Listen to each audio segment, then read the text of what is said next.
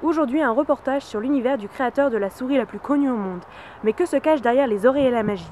Les films Disney sont-ils vraiment des contes de fées? Un reportage d'Amélie Blot, Claire Charby, Mathilde Blondeau, Estelle Astier et Marie Coullouge.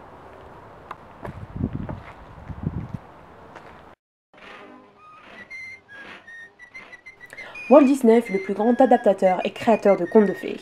Connu à travers le monde par des milliards d'enfants et d'adultes, il berça des générations avec ses films depuis Blanche-Neige en 1937 jusqu'à Rebelle en 2012 et prochainement La Reine des Neiges en décembre 2013.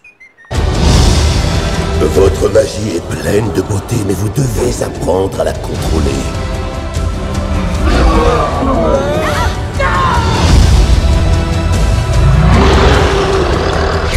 Il faut tenter de survivre à ce blizzard! Ce n'est pas le blizzard, c'est ma sœur! Disney a toujours vécu avec son temps en termes d'animation et d'aspect visuel de ses dessins animés. À l'époque des premiers Disney, les dessins se faisaient à la main, un à un. D'ailleurs, les dessinateurs utilisaient des personnes comme modèles pour créer les mouvements voulus.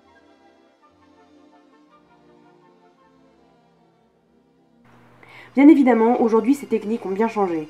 Les dessins sont faits en 3D et tout est numérique. Les animations se font grâce à des logiciels tels des jeux vidéo. Les animateurs s'appliquent à être le plus fidèle possible à la réalité, passant des heures sur un rendu de cheveux ou de peau. Le résultat en est époustouflant, comme on peut le constater dans les derniers films Réponse et Rebelle. Les contes de fées ont toujours eu vocation à faire passer des messages moraux, et les films Disney ne dérogent pas à la règle.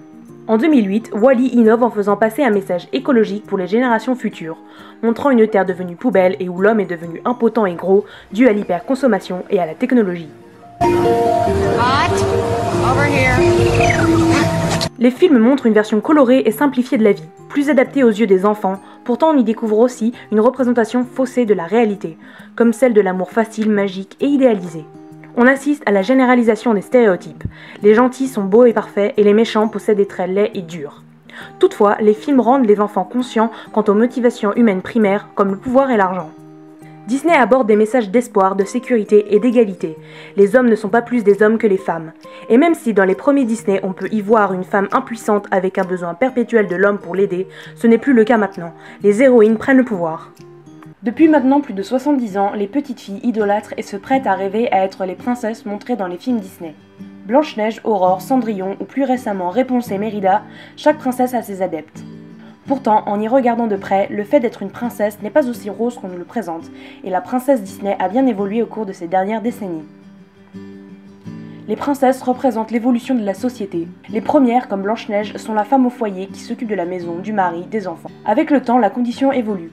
Belle fut la première à être éduquée et à ridiculiser la condition du prince charmant en se montrant plus intelligente que celui-ci et en acceptant les différences. Puis ce fut au tour de Mulan, montrant que le fait d'être une femme ne la rendait pas plus faible qu'un homme. Les dernières princesses en date sont totalement à l'opposé de leurs aînées. Mérida est l'exemple parfait de la société actuelle et de la liberté de la femme.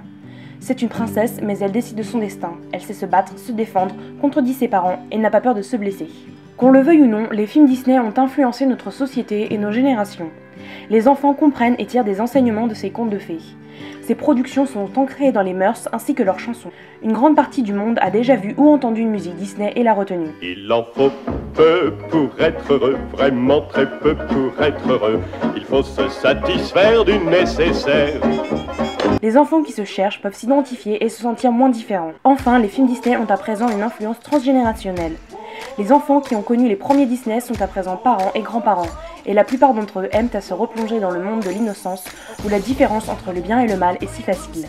Le temps passe et Disney continue de vivre à travers nous, et la magie procurée reste égale, même en ayant conscience de la réalité.